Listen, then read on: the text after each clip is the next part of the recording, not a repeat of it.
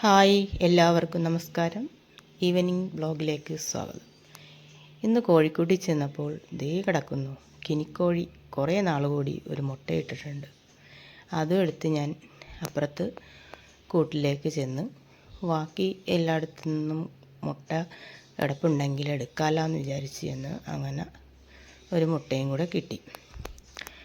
അങ്ങനെ ആ മുട്ടയെടുത്ത് വെച്ച് മറ്റുള്ള സ്ഥലത്തൊക്കെ നോക്കിയപ്പോൾ അവിടെ ഒരെണ്ണം കിടപ്പുണ്ട്. അങ്ങനെ ആ മുട്ടയും എടുത്തുകൊണ്ട് പോന്നു.